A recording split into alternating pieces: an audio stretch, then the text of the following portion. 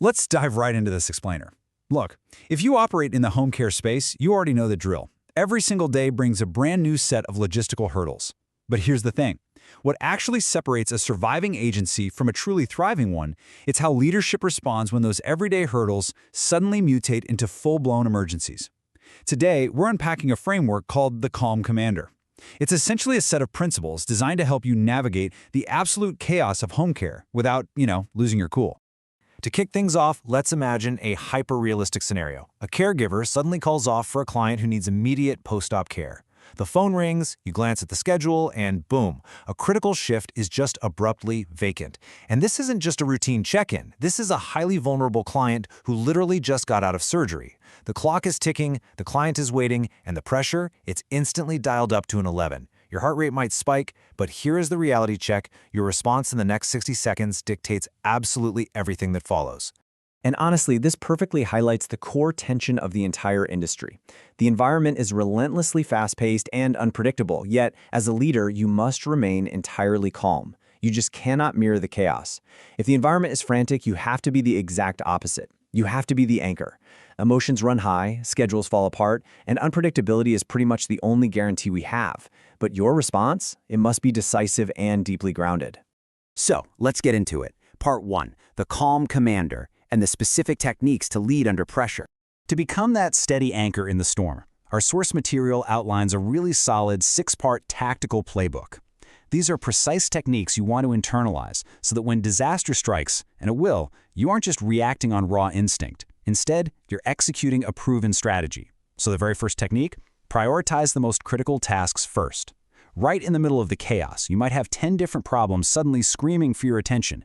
Your inbox is pinging, another phone line is ringing, but you have to actively block all that noise out. It's all about triage.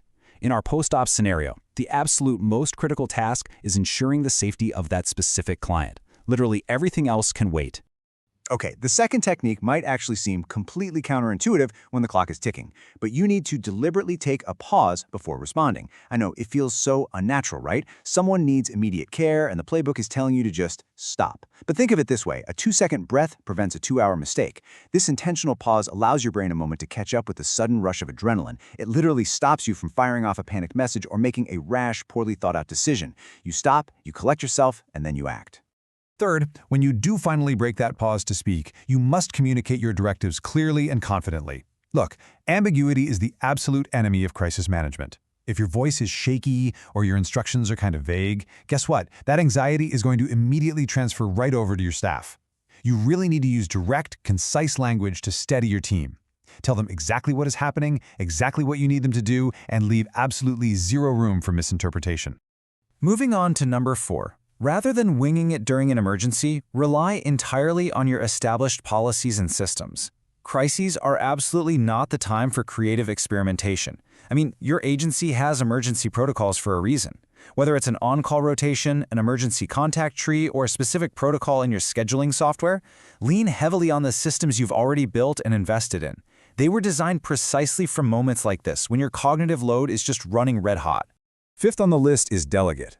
Now, your instinct as a leader might be to tie on a superhero cape and try to fix the whole mess yourself just to ensure it's done right. You've got to resist that urge. In a fast-paced environment, creating a bottleneck of one is incredibly dangerous. While you are personally securing the backup caregiver, who's calling the family? Who's managing the rest of today's schedule? You have to distribute the workload so the crisis is being managed simultaneously from all angles. Finally, technique number 6. You must master the delicate balance of maintaining strict emotional control while still extending genuine empathy. Honestly, this is perhaps the tightest rope you have to walk. You need to be a wall of calm, completely unshakable and strictly focused on solutions. But you can't be a robot either. The family waiting for that caregiver is genuinely frightened, and the caregiver who called out, they might be dealing with their own terrifying personal emergency. You have to validate those feelings and show you actually care, all without letting their panic infect your own decision-making. Which brings us to part 2, the action plan, and how we actually execute these steps in a real crisis. Because let's face it, theory is fantastic, but application is where leadership is actually tested. Let's map those techniques directly onto our highly stressful post-op scenario from earlier. Here's the exact 5-step procedure from the text: assess the urgency, secure your backup, notify the anxious family, Meticulously document your actions, which I know is nobody's favorite part, but it's absolutely essential for compliance. And finally, debrief your team. Now notice something really important here. Notifying the family is step 3, not step 1. Why? Because when you call them, you want to bring them a solution, not just hand them a panic-inducing problem.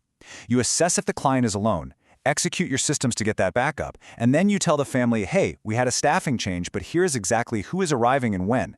Once the fire is completely put out and documented, you bring the whole team together to figure out how to improve the system for next time. Now for part 3, the ultimate ROI, which is all about building trust and loyalty. So here's the really crucial takeaway. Navigating emergencies with this Calm Commander approach isn't just about plugging a hole in your schedule. It actively builds long-term trust, confidence, and loyalty with everyone involved. Sure, managing a crisis successfully solves the immediate operational headache, but it yields a much, much deeper return on investment. Basically, every crisis is essentially an audition for trust. When a client's family sees that you handled a critical emergency with total professionalism and absolute calm, their confidence in your agency just skyrockets. They know they are in safe hands. And likewise, when your staff sees that you don't panic or start pointing fingers when things inevitably go sideways, their loyalty deepens. You become a leader they actually want to follow. As we wrap up this explainer on such vital leadership material, I want to leave you with one final provocative thought regarding your own agency. The unpredictability of home care, it isn't going anywhere. There will absolutely be another call-off, another emergency, another high-stakes moment, and probably a lot sooner than you'd like to think. The variable in the equation isn't the crisis. The variable is you. So ask yourself, the next time the phone rings and chaos is on the other end of the line, are you just going to react to the panic, or are you prepared to step up, take that deliberate pause, and truly command the situation?